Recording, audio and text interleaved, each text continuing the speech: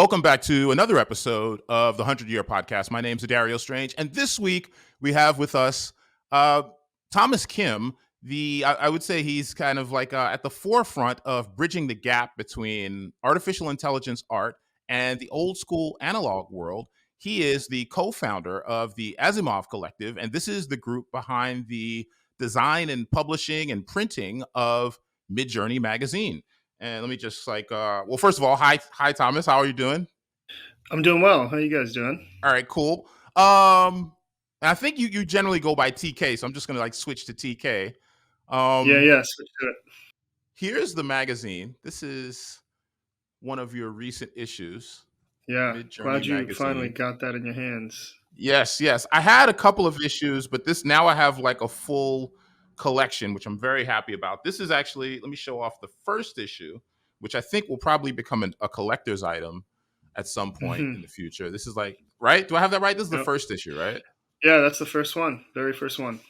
And one thing I wanted to say, so like so much, it's kind of fitting that you guys are based in Brooklyn and you're kind of producing this out of Brooklyn because so much of the technology world is based on the West Coast, San Yeah. Francisco, Silicon Valley, Seattle.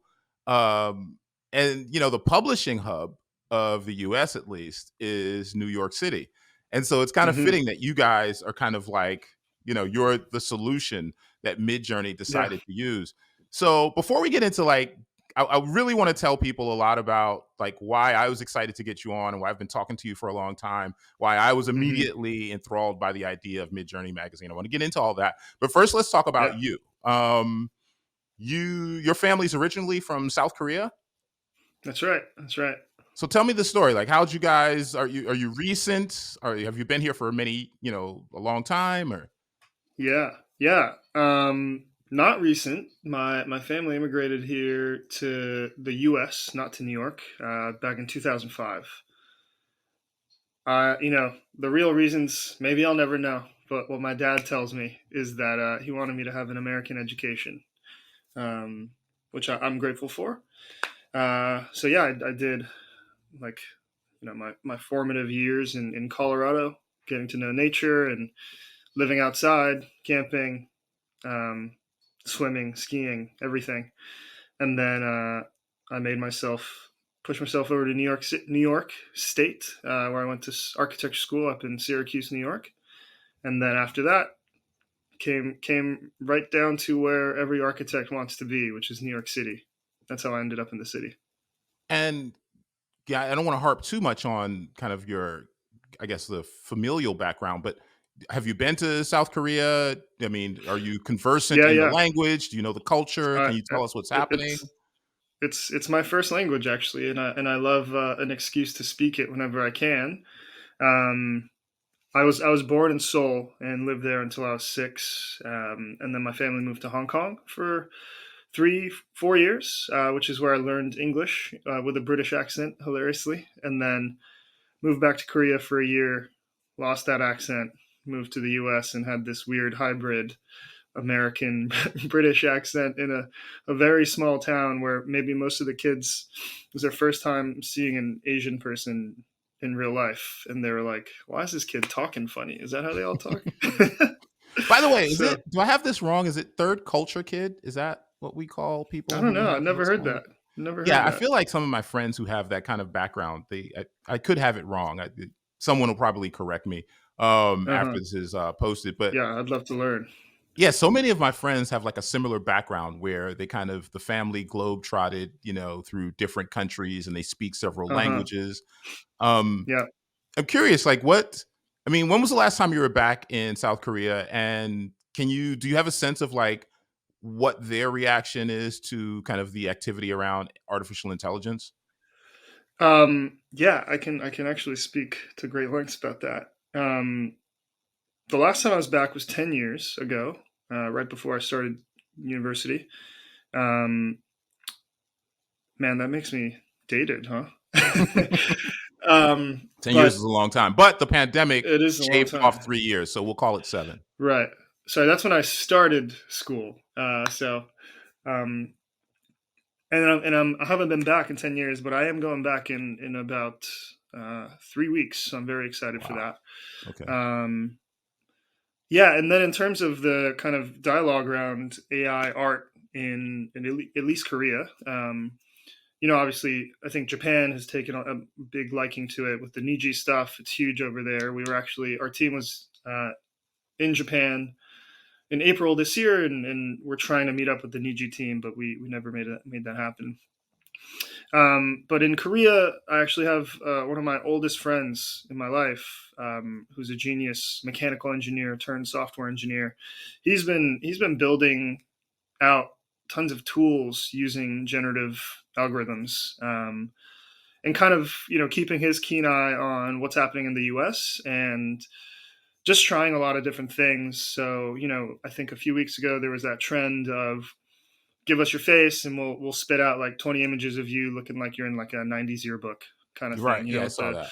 I saw the that. the leather jackets and whatnot. And so he was like sending me all these images, and he was like, "Hey, do you have your yearbook still?" And I'm like, "Why do you need that?" He's like, "I'm trying to feed our models with like data that I can't find on the internet, and the Americans love this stuff. It looks like, so I'm going to try to make it."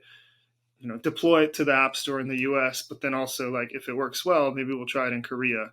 Um, People are generally excited about it over there, I think, and maybe I'll have a better answer for this, even better answer when I return from my trip. But I'm not sure it's as large of a dialogue thing over there just yet. People are just kind of, Well, you brought up Japan, and I'm curious. I used to live in Japan, and I went really, back for a visit in uh 2019. huh, Yeah, no, for me, Tokyo is like New York is my first home. Tokyo's my second home. I love it. I'm there cool, all the yeah, time. Tokyo But is I lived incredible. there for like almost 6 years, like nonstop. And you just brought up Niji Journey. I'm just curious, like, so I don't like, how long were you there? Like, talk to me about like talk about the Japan embrace of Yeah, yeah. AI. Well, AI. Well, I think the people most open to generative art are normally ones with a lot of imagination to begin with. And I think we can easily say that the Japanese are maybe some of the most imaginative culture out there in the world.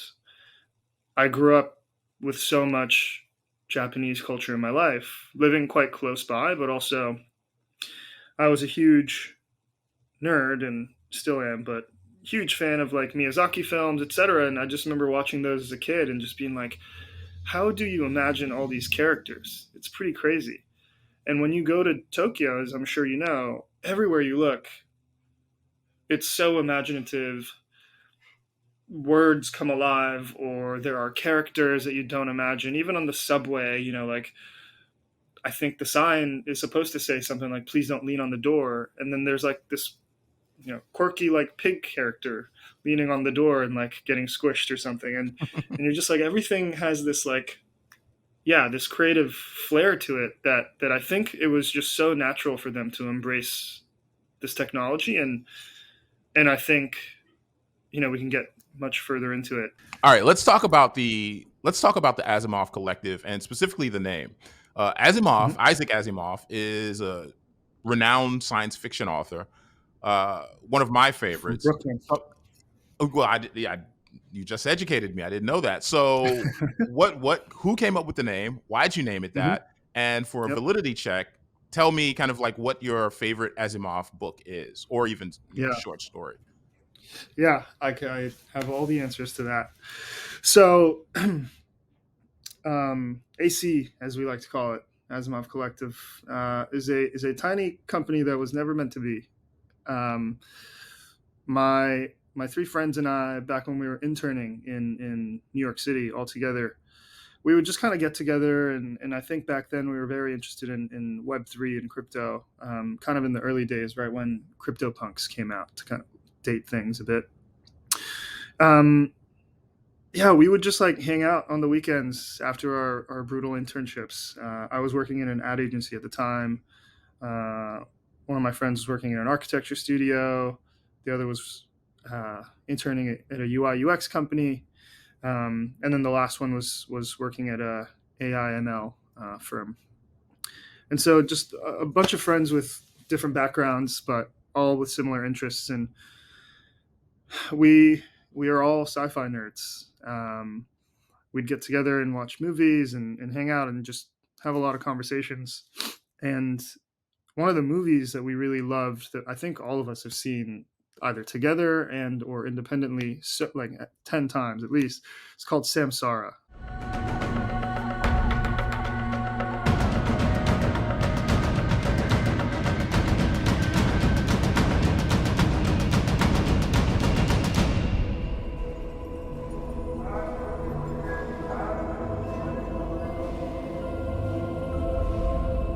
And it's just a movie with no narrative. It's just long shots of humanity and our world in general.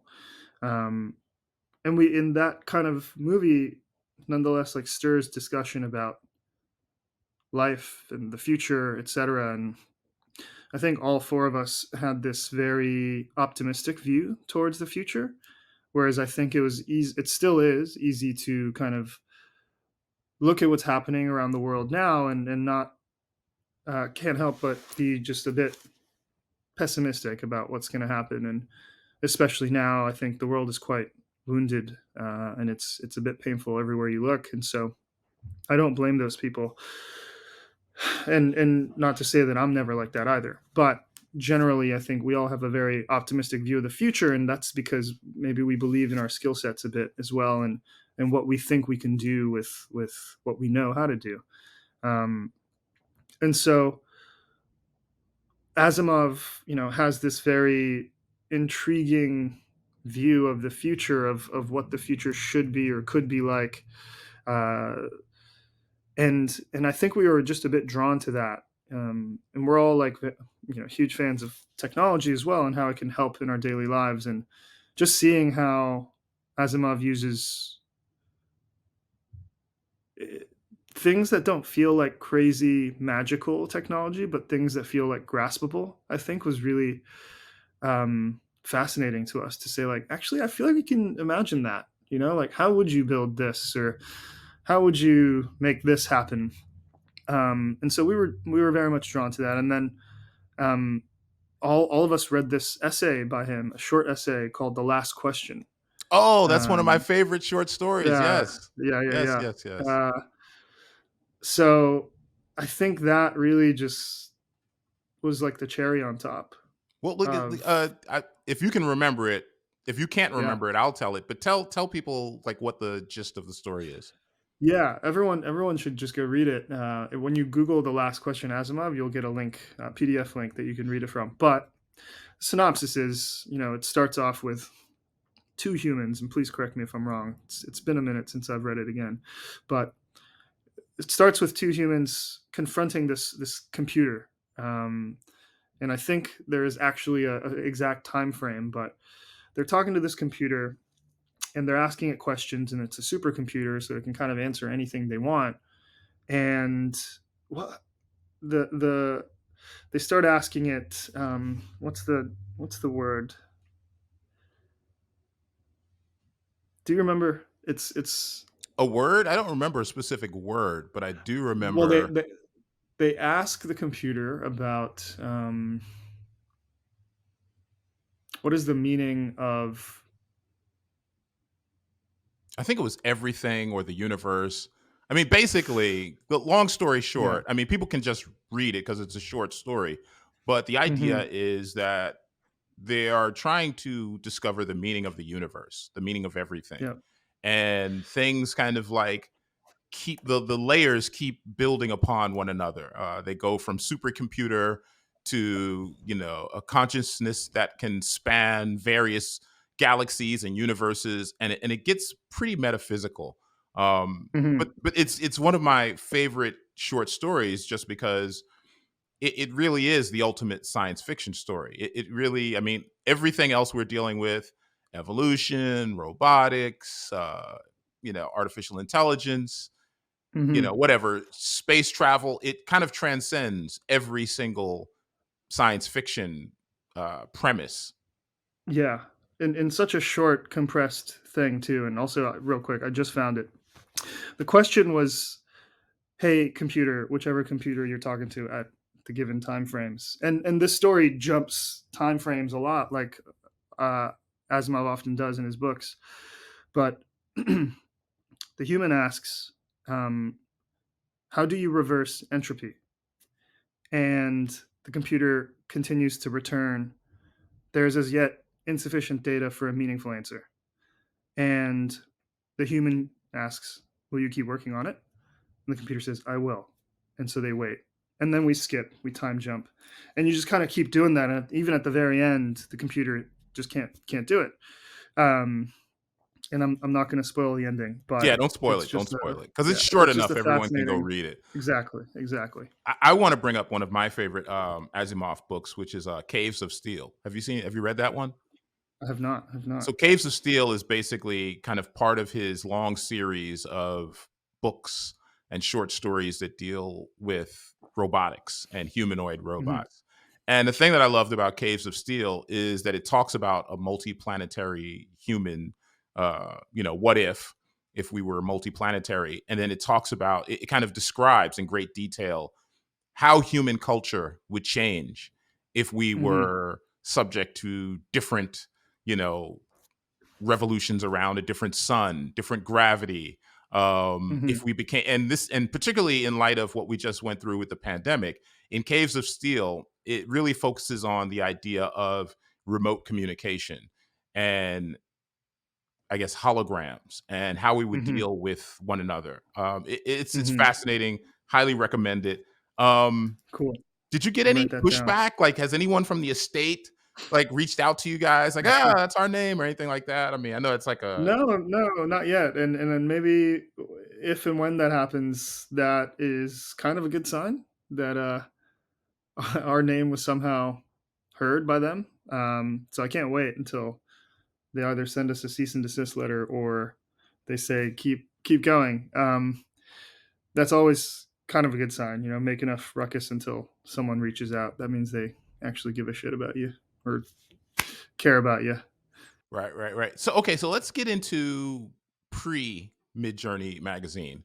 Hmm. I understand you kind of began dabbling with AI kind of before a lot of this went viral. Kind of talk to us about your first, I guess, interactions with generative Hmm.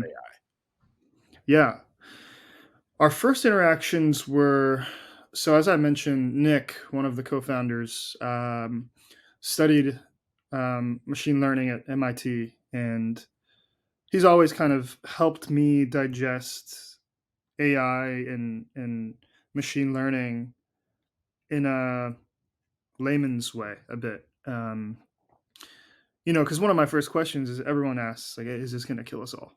And this was years ago, obviously, but he would kind of explain things in a much simpler way, um, that made me feel like even we could kind of understand it, utilize it, and figure out or think about like what we could make artistically with it. We'd always been interested in that, um, and so I think it was around 2020, or 20 or late 2019, something like that, when VQ came out and people were kind of messing with it, and we were starting to see images come out on social media. I think mostly Twitter, of people saying like you can use this Google Colab notebook and like run prompts, um, and just like play around. And so we were like, that is so weird and cool. The images Mhm. coming out back then were like, I won't say terrible, but they were just there was like nonsense. Right, But you could rudimentary. you could yeah, you could specify color, you could specify some type of style, and you could mostly specify, words. And back then, the fascinating thing wasn't look how closely the computer got what I was trying to say. It was more like look at what the computer thought I was saying, and like look at how weird this is, because it Right. kind of felt like the first time where you could understand the, let's say, like the thought of a computer. It's like they strung these words together like this, whereas I think of it like this. And so how crazy is that you can like see the direct juxtaposition. And so we were like messing around with it, and at the same time, we were working on one of our first projects, which was a book, a series for a community called Less Wrong. And we had done all these iterations for a cover for the series of books. We were messing with the Game of Life by Conway. We were like messing with all these glyphs and all these exotic kind of design methods, print methods. And after like 2-3 months of exhaustive iteration, the client said, you guys maybe have previously mentioned like playing around with the VQGAN stuff. I've seen it kind of happening again. What if we use that?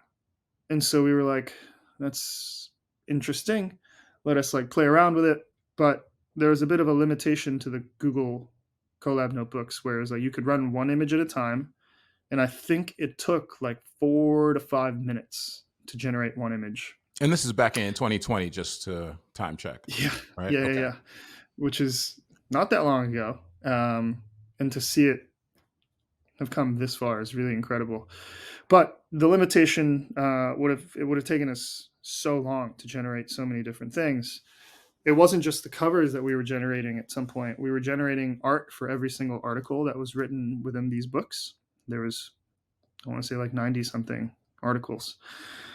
And so we kind of pulled the algorithm and we threw it into like a very rudimentary UI where all we wanted to do was basically be able to create a matrix of the keywords that we wanted to use and start to see like which are the best results and which do we like the best so that we can use that as the formula for all the images. But in order to do that, we need to test the cross of every word, So this every is prehistoric style. prompt engineering. Exactly, Yeah. exactly, yeah. Well, but so the prompt engineering was a bit easy because, most of it was the title of the article. And then we would add things like a painting by um, Malevich, a painting by, you know, whatever artist that we thought was giving us great results or like artists that we liked. And then things like medium, like watercolor or painting or ink, illustration. Those, I guess, so yeah, very very early days of prompt engineering we were trying that, and eventually we did end on a formula that we all agreed upon and liked and ran every prompt through that, but we ended up generating like 100,000 something images. We had to link everything to AWS for data storage, etc. We basically built like just a really mishmash version of, I guess, what Midjourney is doing now. Um, and at some point, after this project, we did kind of look at this software that we built and said, I think artists might really like want to use this thing, just like we did. And so we started kind of building out a full UI to launch this publicly on the internet, and we called it Multivac Art, based off the last question as well. And yeah, something happened. We got busy with work. We started getting more work, and we were like, man, we should build this, but we can't. And then all of a sudden, Midjourney comes out, and we're like, well, thank God someone did Uh, it. right, right. I'm Yeah. curious. Before that, did you dabble with stuff like Stable Diffusion or anything like that? Yes. So um, our studio was actually experimenting first with Stable Diffusion before Midjourney. Um, I think when we really started using it for our work was when we were kind of working on a pitch for a building project, and we were just trying to think about styles and also just trying to generate ideas ourselves. This was very very very early.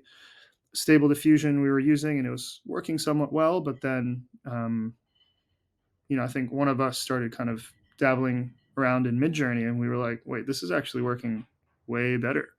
The results are much cleaner. They're much closer to what we're trying to get to. So it's kind of when we made the switch. But yeah, we've used both. What do you like?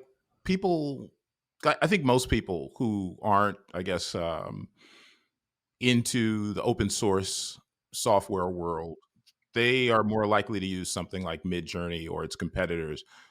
For someone who's brand new to AI art and video, like what what is your view of like the relative, I guess, benefits and downsides of using either? Um, to be honest, it's been a minute since I dabbled around in Stable Diffusion, but I did have an interesting experience a few months ago. One of my co-founders and I got to teach a workshop at Pratt, um, where we were teaching uh, these students in their junior year. They're kind of in a multimedia uh, major, and we were teaching them how to use generative art tools like Midjourney, and then feeding those images through Runway to create like a super short uh, clip of like a movie they might want to produce or might want to pitch to an executive. That was like the narrative or the brief of the class. And I guess you can kind of view it like, why would someone use an iPhone versus an Android? You know, one's more or less open source, one's more like a closed box. I guess it kind of comes down to simplicity, and then how much quality you'd like or you'd want out of it, or how much you care about that. I think with something like Midjourney that's a bit more closed loop, similar to Apple products, let's say, you know exactly what you're going to get. You know it's going to be extremely simple to use. I wouldn't say Midjourney is completely simple to use, but it's more or less self-explanatory, It's getting a and little complicated with all the new features. It's starting to for get sure, there. for Yeah. sure, for sure. But I think the team are working on the web UI, and hopefully when that gets launched, it clears up some of the confusion or um, visibility of some of the controls. But yeah, I think it's it's it's just ease of access or ease of use at this moment.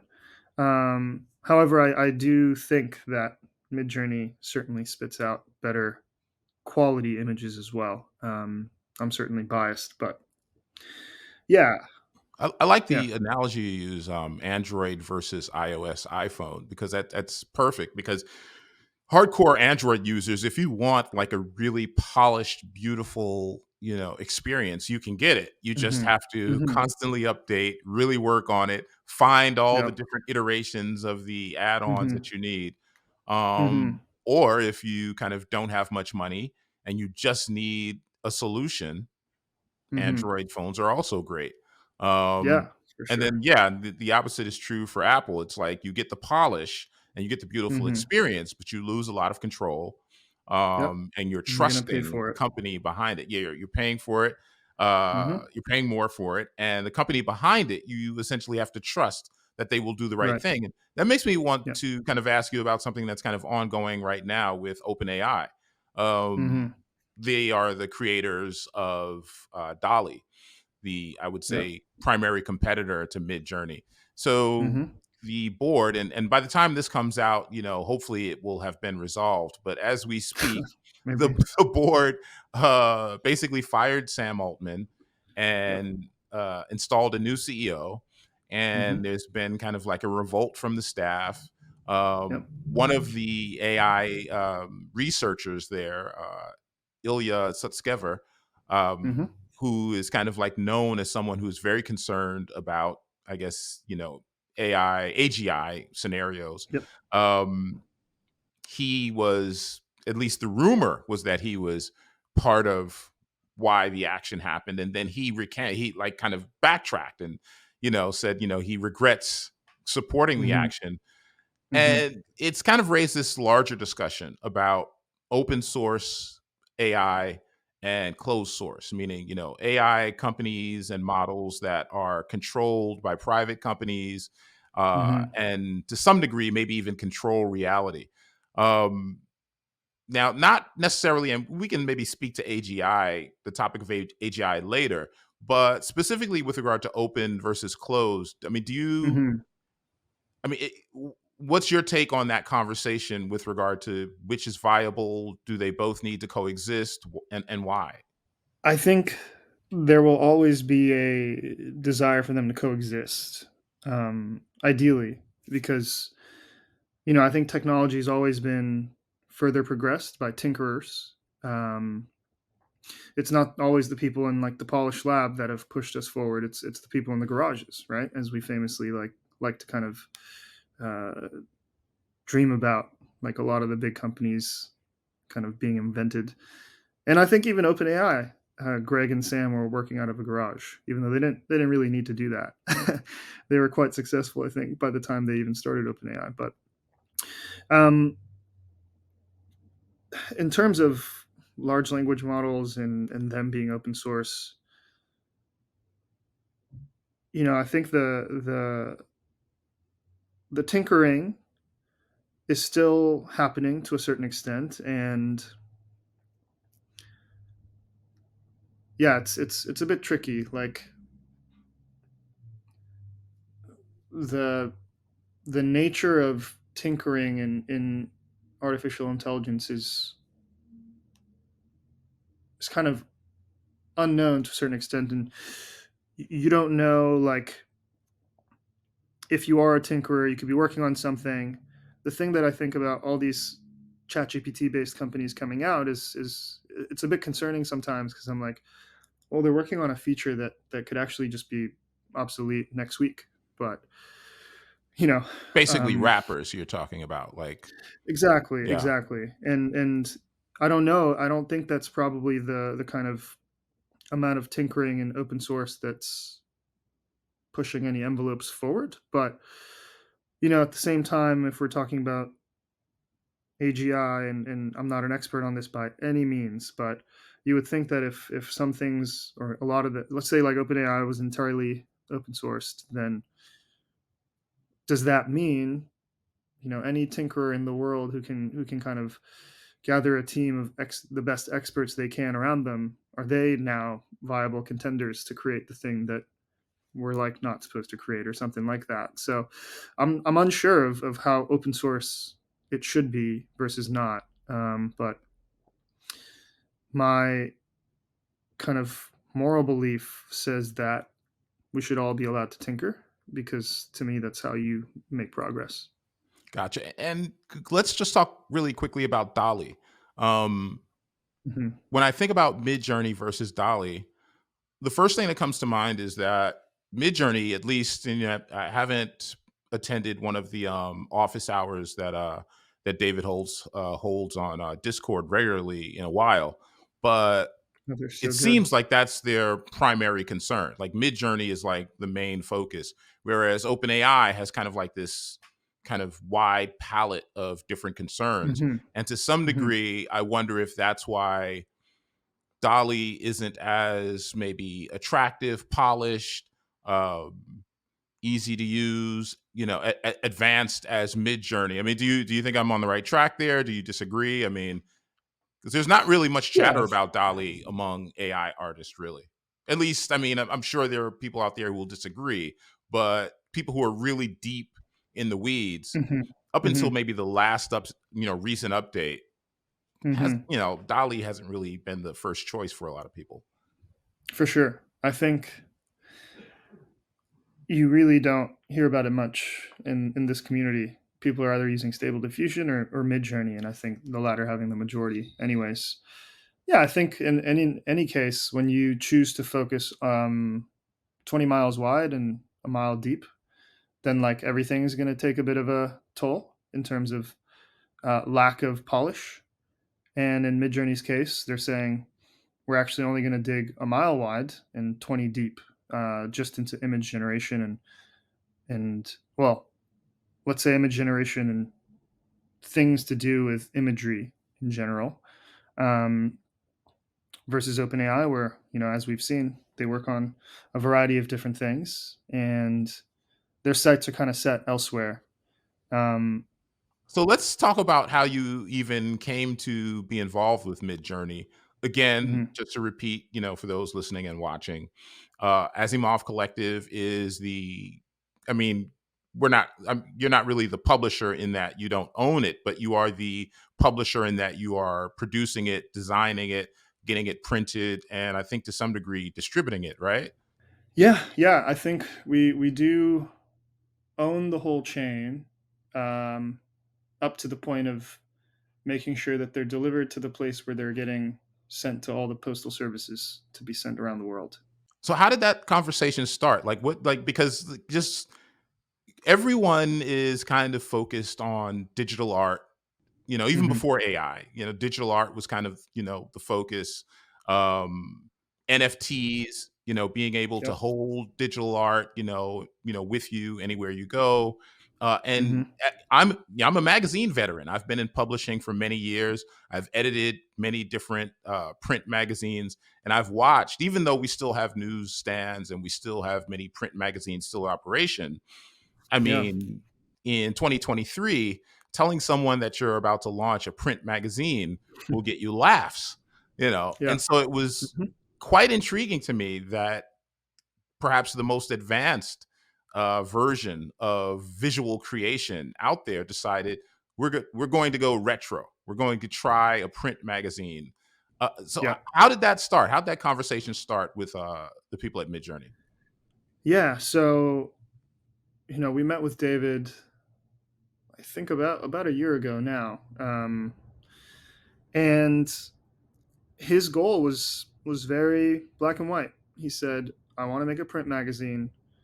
I believe that with something so digital, I want to make it feel real still, because to him this is real art and it's extremely important that, you know, Midjourney is not just a thing that floats around on the internet, but it's a thing that has now come into our physical lives, and you can look at it and share it with your friends and share art like you used to with other pieces or forms of art." And I think it's a way to kind of restore that agency a bit of, these are not just wild imaginations of a computer, but there's a bit of humanity to it because it's people behind the prompts, and it's people from all different types of walks of life that are creating these things from all different type places around the world. And I think placing it on your coffee table makes it feel extremely real than just showing somebody on your phone, Yeah, where this is everything is the these days. Yeah, exactly. This is the latest issue, right? Do I have that right? Hmm. What issue Yep, is that? that's That's right. issue This number is seven. 7. 7. Hmm. Um, and this is just like a little peek at one of the spreads here. Get that up there. When you first started, I started seeing. I saw that you included the prompts with a lot of the art, and I found that really interesting because it was kind of like I thought it was really honest. It was refreshingly honest because Hmm. if you just produced Midjourney Magazine and you just filled it with a bunch of beautiful images, um, Yeah. it kind of doesn't acknowledge kind of the provenance, like what where this is really coming from, what this is really made of. And I remember Yeah. in one of the issues, there's a person who even uses the famous artist Mobius as one of his prompts, and that's Hmm. listed in the prompt. No one's like, you're Hmm. not hiding from that, and you're Hmm. including that information in the Hmm. magazine.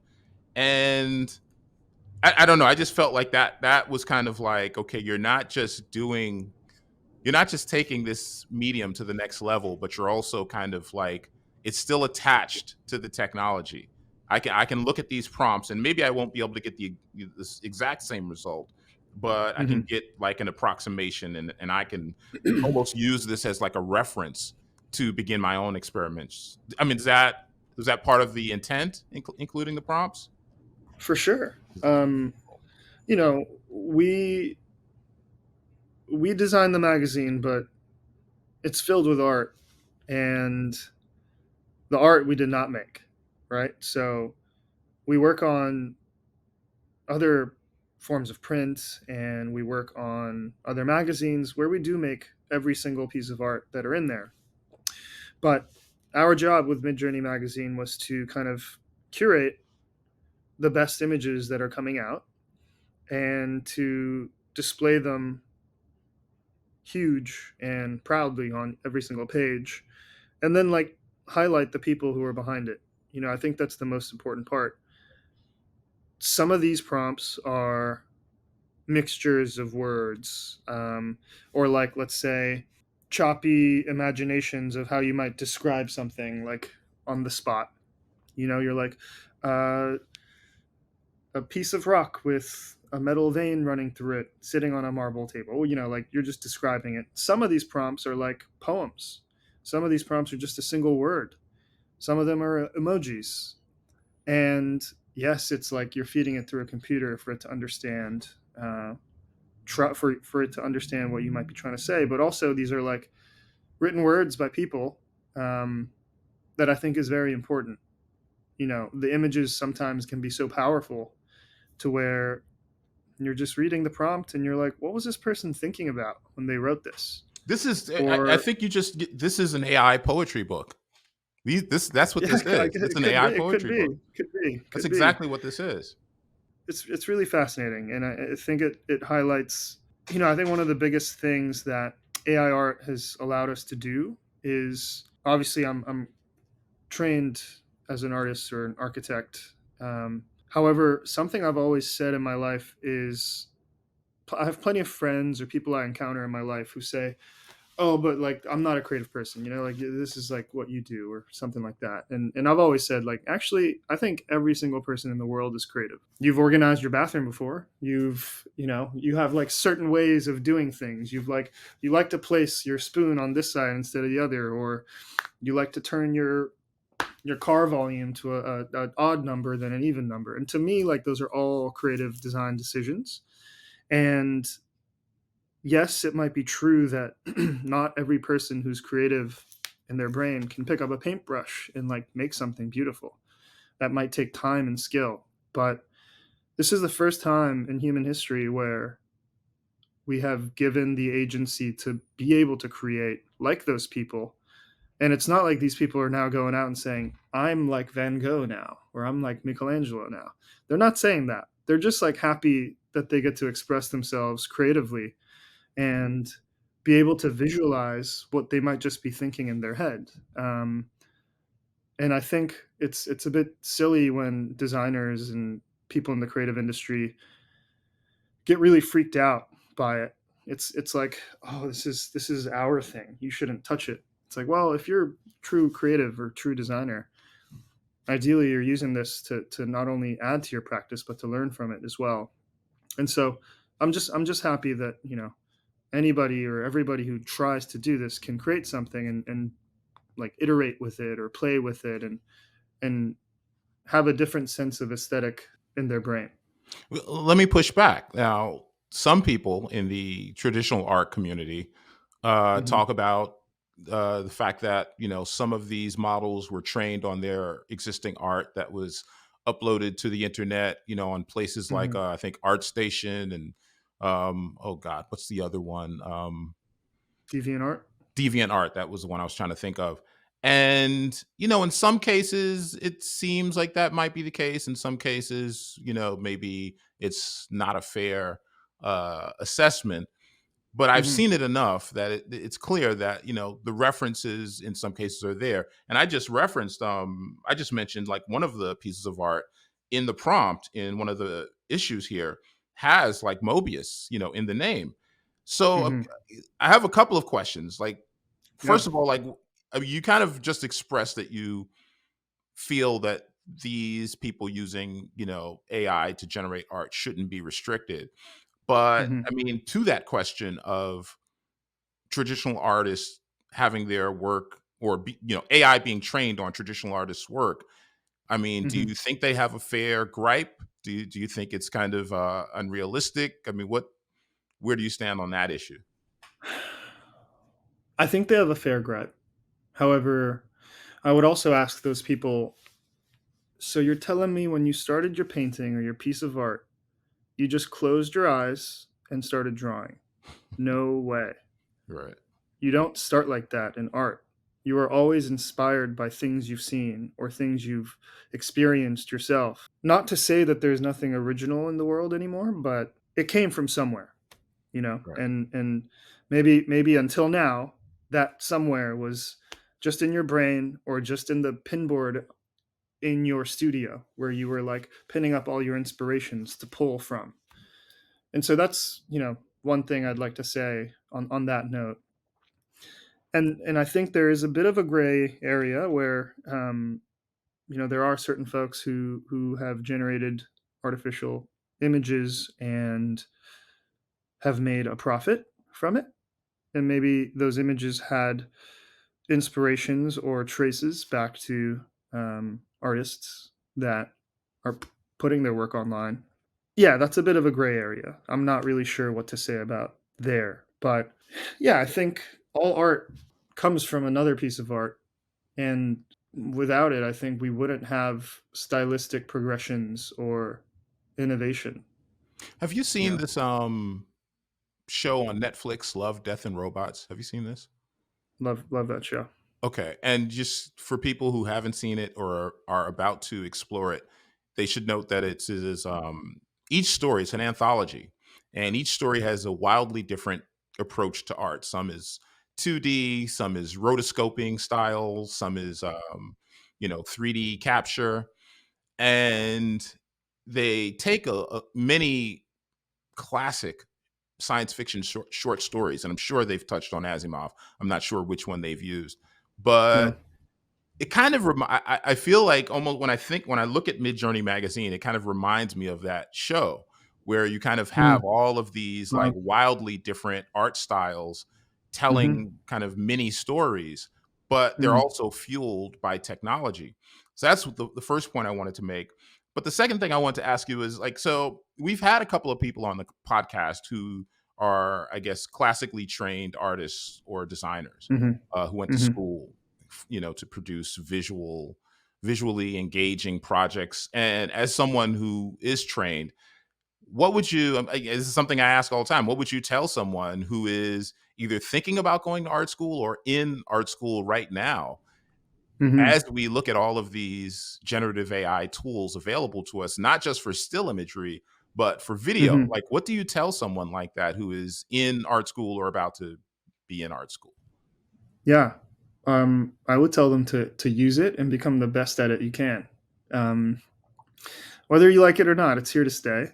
Um, the other analogy I've made about, you know, not using AI tools to my peers in the creative industry is when architects were still hunched over their drafting tables and then AutoCAD came out. A lot of architects said, nope, not going to use that. It's not the same when you don't use your hand. And I do very much believe in sketching. I sketch all the time. I have pen and paper on me at all times. I think it's a very important skill to hone and know as a creative. But look at who's still hunched over drafting on their tables, right? There's few, very, very few. And to me, it's just embracing what the next step of the creative industry might be. It's not giving up your integrity. It's not anything to do with, losing the sense of the artist. I think it's just the definition of the artist changing as it has changed over the last hundreds of years. And so, yeah, I think any student, anybody who's thinking about going to art school, they should pay attention. They should learn how to use it. They should still study traditional techniques, because I think when you can use both of them together to aid your work, I'm very excited to see in 10 years students who went into school with things like Midjourney working well and things like Runway working really well. I'm so excited to see what they're going to produce because I think it just amplifies creativity in ways that we haven't imagined or haven't been able to imagine before. It's opened up so many new doors, and I'm unsure how any of those doors opened can be detrimental to progress. So okay, great answer. One last question on this thread. Should artists be compelled to disclose when they've used a known artist's name in their prompt? That's one of the big questions I think now, like kind of that has the entire Hmm. industry, Hmm. you know. I think that depends on the integrity of the artist, and maybe there's a moral code to artists, but I think you should always disclose who you were inspired by, because to me that's a nod of the hat or like a tip of the hat, and respectful to do so. Now, if you've blatantly copied somebody and don't tell it, even before artificial AI art, that was a problem because people would say, "Well, it looks like you copied Coons. And you're Right. like, no, I didn't. That's Right. when you have a problem. Right. Versus, I don't think there's any big time artist going like, I've copied Coons. I've created the exact same sculpture. That doesn't usually happen, but you might look at a piece of art and say, yeah, I was like studying Koons and like thought this technique or this way he was polishing metal, or I thought that was very fascinating. And so I decided to kind of bring that into my work. And then I was inspired by Degas or Monet and like started using these types of colors. And so I think hopefully when you can actually source your or cite your sources like that as an artist, I would hope that others in the art community appreciate that and can also say like this person isn't just like having a shopping spree with inspiration, but like they're well researched, they are paying respect to the other greats of art or even just their inspiration and are studying it closely. They're trying to master their craft, and so hopefully that's a sign of respect more so than a sign of shame. Gotcha. Yeah, this makes me think about people like Banksy and some of the Mm-hmm. old graffiti artists from hip hop. And I've actually written about this. I feel like what I'm seeing with AI art generation is almost Mm-hmm. similar to the early sampling days when people looked at Mm-hmm. sampling as not real music because it For took sure. snippets of various artists and Mm-hmm. put them together into a collage and made something new. Yeah. And I just remember, kind of like all of the criticisms that sampling in hip hop music were subject to, and now it's pretty much the standard Mm-hmm. in almost all genres of music. And it's not that you can sample someone else's work and then simply replay it.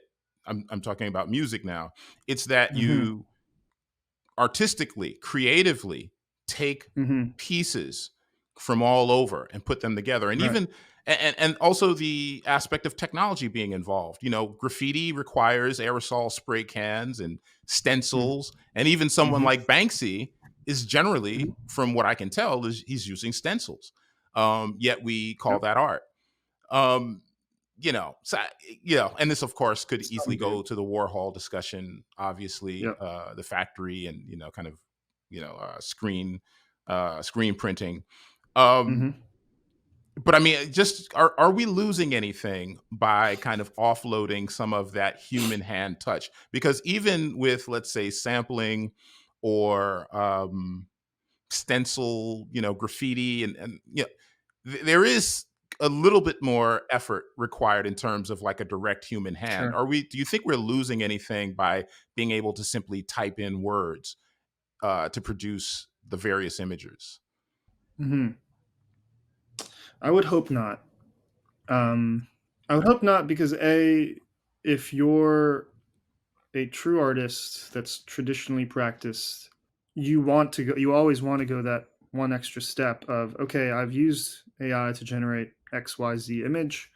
Now I'm gonna print it out, or now I'm gonna do this to it and manipulate it in Photoshop and like do all these techniques to kind of make it my own, or not just be typing prompts in. And if I'm not a traditionally trained artist, maybe seeing these images hopefully will spark some type of interest in figuring out how to do those things in real life. Like, how do you do multimedia or double exposure in photography? How do you do this technique that I've somehow like created in my head or have seen online, and I'm now like trying to replicate it in my prompting. And if you try and fail, that's great. And if you try and succeed, then hey, you're like, I don't know, one step being closer to being called a true artist, whatever that means these days. Um, but yeah, I would hope not. I Okay. don't have a great answer in terms of, are we losing it right now? I'm not sure. I'm not sure. Yeah, everything is in flux right now. I think a lot of these tough questions are things many of us are contemplating and figuring out in real time. Hmm. As someone who has participated in the Discord, Midjourney Discord community for quite some time, I'm curious, like, what, from your vantage point, what has the reception been to Midjourney Magazine? I see you have interviews now in Midjourney Hmm. Magazine with some Hmm. of the people creating, generating the images. Like, what has been the reception, and what are the requests? Like, are people like asking you for certain things? Are there any critiques that have been of note that you think you will use to change what you're doing with it? Hmm. I think it's generally been received positively, and there's an asterisk there because there has been some hiccups with the logistics of it all. Shipping things around the world is not easy, and we're truly shipping these to the corners of this planet. Things are going to Armenia, things were going to Russia, South America, every continent, probably except Antarctica. However, I was just told that Caleb on Midjourney's team wanted to make sure that we are checking every continent. So I think he had a friend who's researching in Antarctica, and he signed him up just so we can say that we have every single continent. So who knows if it's making it there, but yeah, we are also deliberately revamping all of that in terms of logistics and whatnot. So ideally, that problem we will surely eliminate in the coming months, coming weeks, hopefully. But other than that, um, it's generally been received well. I think it's equally as cool for people to see something that was made or was in their head now being in their hands. To me, that's one of the coolest parts of being an artist. It's like you've pulled something out of your head and now it's in your hand. Um, yeah, and I think the goal that we were pursuing, which was let's put something from our computer screen on your coffee table, and through that, I think we'll start new dialogues as well, or um, yeah, be able to start interesting conversations, or just make people more aware that like this is happening, and look at how unbelievably beautiful it is or weird it is. You know. If you can't answer these questions, it's fine, but I have to ask. Sure. I know there's a subscription Uh-huh. price for it. Are any of the people featured paid for the display of their work? Um, and what's the distribution? Like, how many are you actually printing for each issue? Now, maybe this is proprietary. I don't know, but I have to Hmm. ask. Yeah. Nobody featured in the magazine are paid.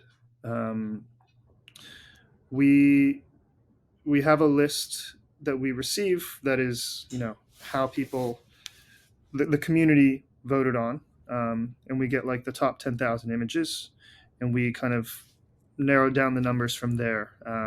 And so, obviously, Midjourney itself is a public forum. Unless you tick private, then we don't see your image at all. So, everything we pull is from the public domain of Midjourney. Um, So and then the just to be clear, everything in the magazines that's crowdsourced, and you're just basically whittling down from what's already been voted as most popular. That's right. Okay, by the community. So, Yeah. well, obviously, there's one more level of curation that happens within our studio, and that's a job that I'm very blessed to do. I think to kind of say, well, we think these are the most fascinating and beautiful images, and we try to make sure that we're always balancing out the types of content that we're seeing, what the subject of the composition is, different styles, different colors, different moods. We're always trying to make sure that it's as evened out as possible on every single issue and down to every single spread. We spend a lot of time pairing the images on every single page, saying, why should this image go next to this image? Why, like, is there a story that we think we can tell? Like every single spread we've worked on meticulously to say there should be dialogue even between the two images, even if they're not by the same person or whatever. Um, so that's something fun. But yeah, everything we get is from a repository that the community voted on, And first and print foremost. run is, can you say, or Um, I cannot disclose to you the numbers, but I will say that we have two different distribution hubs, one in the United States and one in Europe, because yeah, we were trying to mitigate shipping times, and I will say that probably the ratio is somewhere around 3/5 to the United States, and the rest kind of going distributed around the world. Gotcha. And magazine nerd question. What Hmm. is your, like, not something you're working on, nothing that you have your hands on, but out in the world, like historically, it can be out of print, still in print. Hmm. What is your, what's the pinnacle of magazine creation production that you've seen? Like one Wow. of your favorite magazines? Like just random. Have you ever seen Heavy Metal, the magazine? Mm-mm. You've never Mm-mm. seen Heavy Metal? Okay, that was kind of like a graphic arts. I guess you would call it an anthology, monthly anthology. Hmm. But it was more like a graphic novel, um, but with like 4 or 5 Right. different stories, like every Very month. avant-garde. Yeah. Um, my favorite, I think, and I believe this is out of print now, but it's called Emigre magazine, Emigre. Um, and I think their tagline is literally the magazine that ignores boundaries. Hmm. And it is a truly wild, wild composition. I think they're out of print now, but I recently saw some issues at the Stedelijk Museum in Amsterdam, um, and it's just a wild hodgepodge of words, images, um, truly just this is not how the magazine was made, but like throwing paint on the wall and seeing what falls, but done in a very controlled way, and it's just like a crazy, crazy amount of imagination fitted into like that. So, so speaking of that, what is Hmm. the, I guess, future for Midjourney Magazine? Like, do you have plans to, I don't know, include, like, I know you now have interviews, but are there plans to include stories? Do you have plans for maybe an offshoot where there's like a video or some sort of, visual Hmm. component, like moving Hmm. image component? Yeah, well, would love to create the Harry Potter newspaper version of Midjourney Magazine one day, where everything's moving but in your hands. Until that's possible, I think our studio is always trying to push every boundary we can. Um, and we don't just work on print. We actually, most of our work is just digital, and so we get to be a lot more creative, um, on the web, obviously, and just through software and whatnot. On print, it's a lot more challenging because it's restricted in that you're restricted to the boundaries of the physical paper. Um, so content wise, we are always kind of uh, trying to see what's the new thing we can do. What's like more content or more interesting types of content that we can do. And I think David's always talking to us about how he wants to feature more of the people, more of the human side. And so, that's why the community profiles came about. The interviews predating those were a lot more long form. I think we realized that we didn't want to focus on just like two or three people. We wanted to focus on a lot more, and not make the interviews um, so long, because I think people felt pressured to kind of be very polished. And we just want to highlight the raw faces around the community. So, if there's any type of innovation or push, it would certainly be towards that, figuring out how we can kind of provide more of the diversity in the community. And then in terms of moving away from the medium in general, uh, we've been in a lot of discussions about how to make the same thing happen in terms of like the computer to real life, but not in the form of a magazine.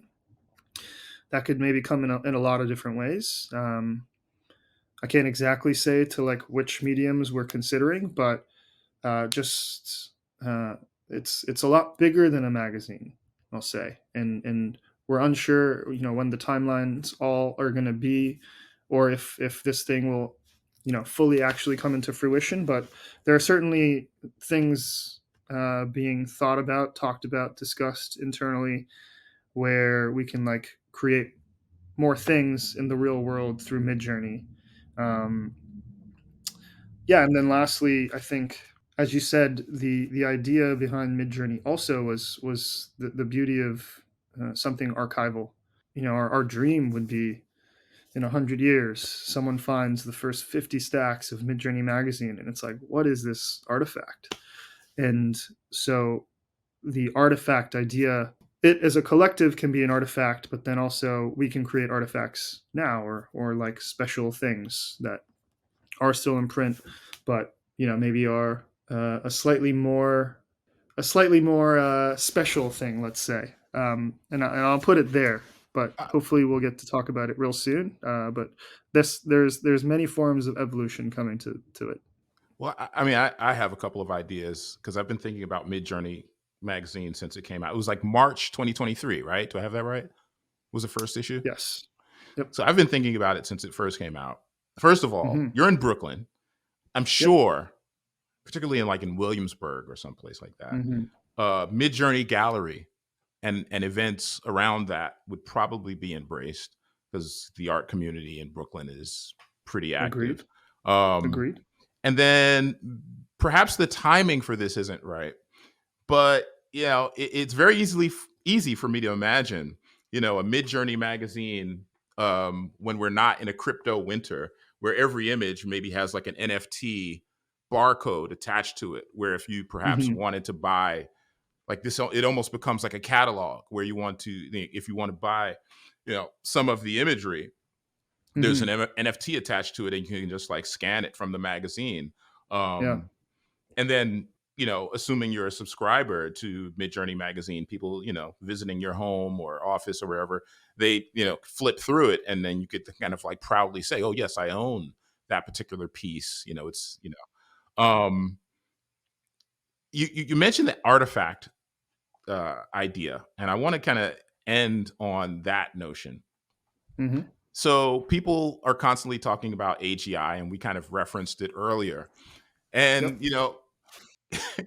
if the doomsayers are right, and if AGI Mm. takes over, and if we all become pets or slaves, Mm-hmm. or maybe even kind of like not even just a few of us left, you know, Yep. this may be one of the last artifacts that that kind of documents what we were trying to do, that we were trying to work, in tandem with AI. Um, Mm-hmm. so just from a, I guess, philosophical point of view, and as a fan of Asimov, co-founder of Mm-hmm. Asimov Collective, how do you view kind of these discussions around AGI, and uh, Yeah. how worried we should actually be? I'd like to believe that humans are resilient. Um, we will always find a solution to crises. Hopefully, we're not just looking for solutions during crises, because ideally, we're smart enough to maybe learn that a crisis might be happening. So maybe we should act now. And unfortunately, with things like climate change, that's not happening. But I believe that we will work our way out of it. In terms of the AGI stuff, it's so new, it's so fast that I'm unsure how to feel about where things even stand in terms of progress. I do know from talking to the people around us, and there are people quite involved in a lot of the things happening in the last week or so. I do know that it's not like doom and gloom tomorrow. It's not doom and gloom like in 6 months. Um, Maybe it's not even in 5 years, but who knows? and and ideally, even when it is here, let's say, um, we have hopefully come to a good middle ground, or an agreeable place amongst all the different parties, between the accelerationists, the decelerationist, and the alignment folks. Ideally, we can actually sit at a table together and talk about what the best way to introduce this into the world is. Now, with that being said, I will say the way ChatGPT was introduced to the world was kind of like a mic drop. We didn't see it coming. I guess you do see a mic drop coming, but we didn't see it coming. It just kind of came, and then it just immediately changed the world a bit. So hopefully, the way we think about AGI is a bit more careful and thought out than that. Um, yeah, we'll have to wait and see. And I think more and more the public discourse will get involved. I think it's still a niche of people that are talking about this and really paying attention. Um, and ideally, we at the government level and the public level, in terms of people coming together to form coalitions or schools of thought, will occur more and more, just like every form of technology that we've had, to actually have a say for the public. And we are working on something currently at the studio that hopefully will do that as well, in terms of like a voice for the public regarding to AI.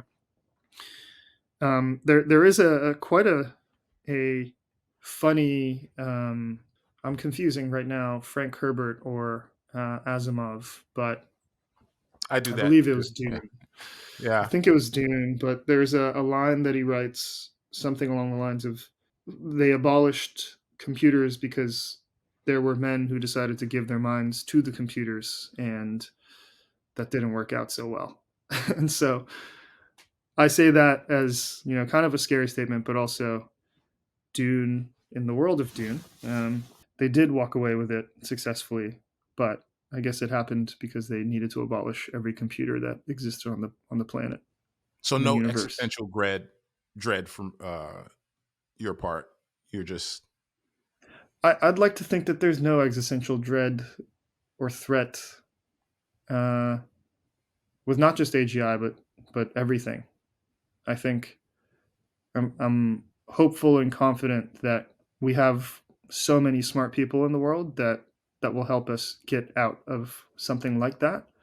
And also, us as individuals should not just sit back and say, well, it might happen or it might not happen. Maybe we'll all die, maybe we won't. I think every single person has the agencies to kind of change the discourse and the conversation there. And so I would highly encourage, if you feel strongly about something, research into it, say something about it, talk to the right people, do what you can if you feel so strongly. But what we're doing at AC is hopefully partnering with the right people and positioning ourselves in the right conversations, etc., to make sure that we are doing work that we think is going to push the world forward and in the right way. gotcha. Just random Asimov nerd question. Have you seen Foundation? I think it's I the Apple have, TV. What'd you think? I have, very disappointed. I Really? couldn't get past like the sixth episode or something like that. Ah, Yeah, too it's kind of slow? a torn. What's the point? Like what? Like what's the problem? Too much additional fluff that wasn't in the books, that they added to, obviously, dramatize things and make things more appealing. But somebody who loved the book so much, it just felt like it took the soul away from Asimov's writing that wasn't really there in the book. So, Okay. All right. All right. let's try again in 10 years, maybe. Okay. Well, I happen to love it because I watch so much science fiction, both Hmm. television and film, and I just Yep. found it to be one of the most sophisticated, mature approaches to science fiction. Wow.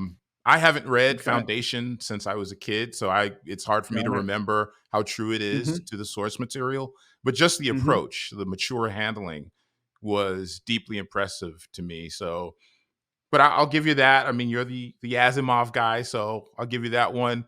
No, Tell no, no. people, Asimov Collective. I mean, tell people kind of like your URLs, your socials. Like, how can people find your work? And is there wait, Yeah. hold on, is there a Midjourney Magazine website like dedicated or Yeah, not yet? Or there is. It's mag.midjourney.com. That's where you can subscribe to it. That's where you can see.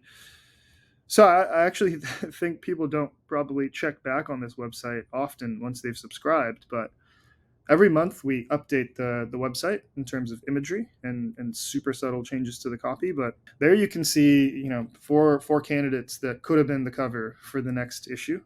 and then one large image of what actually will be the cover.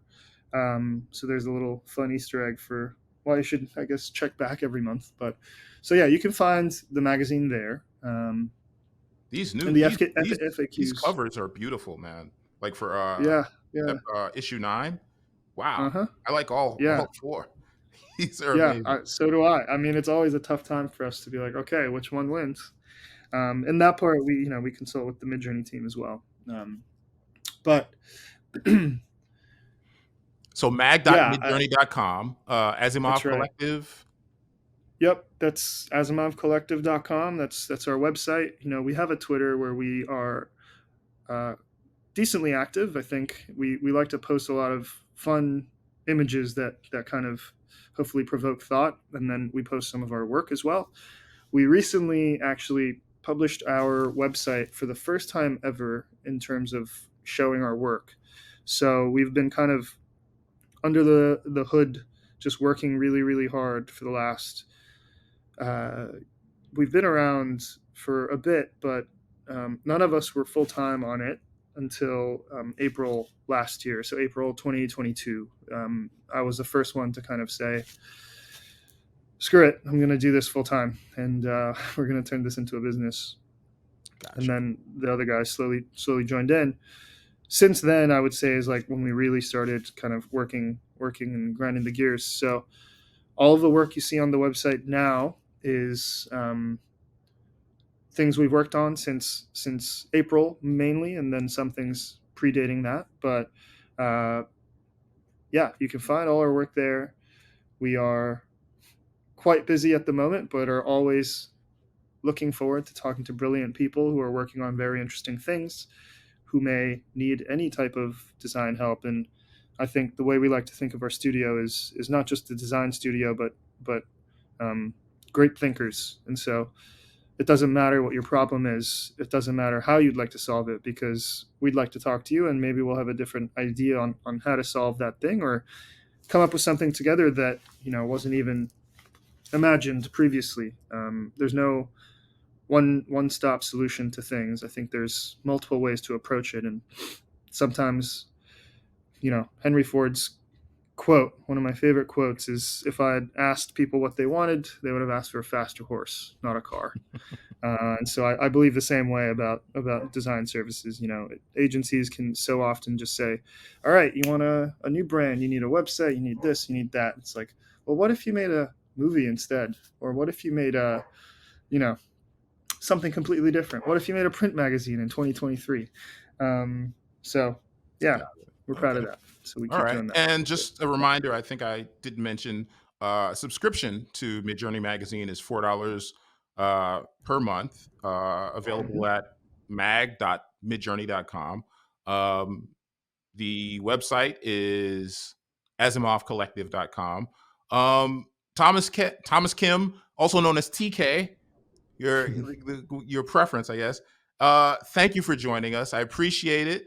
From a fellow Thanks so New much for York having me. resident, I'm happy to see Yeah. somebody in Brooklyn, dealing with this, and maybe we'll see each other around town soon, man. Thanks so much.